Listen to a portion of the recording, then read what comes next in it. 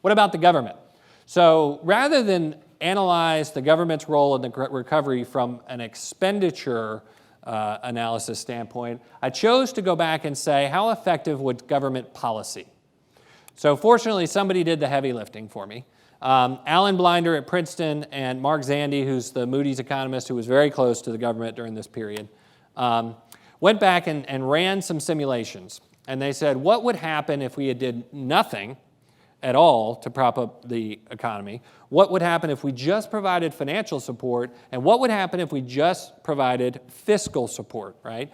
Financial being the Federal Reserve, some of the Treasury actions in the FDIC, the fiscal support being, the Recovery Act, the $800 billion in spending, yada, yada, yada. Okay, so this is our baseline GDP.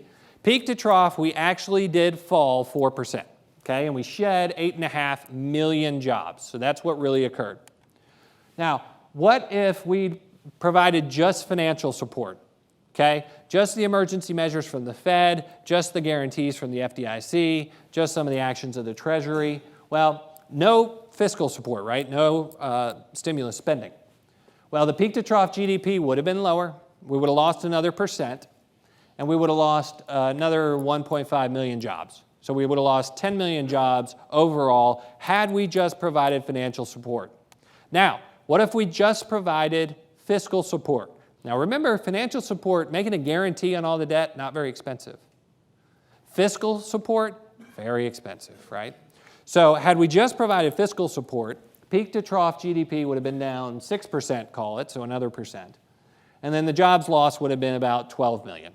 So the financial support was much more effective than the fiscal support. What if we'd done nothing? Well, Bernanke did stand up on the Hill and say, we came very close to Depression 2.0, and I believe him. Depression GDP decline was about 27%, I believe. In their estimate, it would have been a 12% decline had we done nothing. And in the Depression, a lot of the policy decisions confounded the decline. But the jobs loss would have been about almost 17 million, and I'd be standing up here in a room of 3 or 4 people, and we'd just be coming out of it at this point. So we did need the government assistance. I would argue the financial assistance was a lot of bang for the buck. The fiscal assistance, not so much. So here's the outlay component of for the government as a percentage of GDP. So you can see in the 70s, we typically run around 23% or so, or 21%, excuse me, and we shot up in this period over 25% government spending as a percentage of GDP. Here's revenues, right? We actually didn't run deficits up until the early 70s, and then we got pretty used to them. We had this nice moment in early 2000, remember the surplus? We cut a bunch of taxes, we fought some wars, we ran some big deficits. Well, now the deficit is huge, right? It's a yawning gap. It's 1.7 trillion, and we got to do something about it. To put it in perspective, here are your long-term averages. Again, the belief was we could run 3% deficits for forever. They caught up to us. What about net exports? I'm not going to spend a lot of time on this. Hey, we went from running a $700 billion deficit to a $350 billion deficit, and today we run a $450 billion deficit. So things have gotten better there. Great. All right, so I went back and I spent about 4 hours on this, so I hope you appreciate it.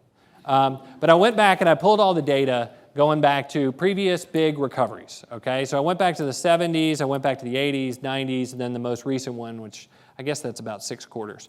And I tried to unpack who were the heroes in those recoveries.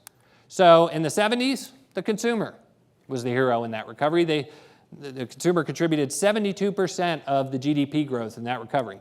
In the 80s, consumer again also contributed about 72%. In the 90s, when we came out of that early S&L kind of recession, the consumer once again carried the water. Different this time.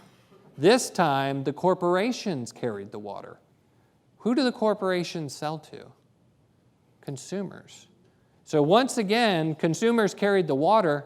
They just weren't our consumers. So at this point, we will reward medals to our great American corporations. Thank you for the hard work that great American corporations did to lead us out of that recession.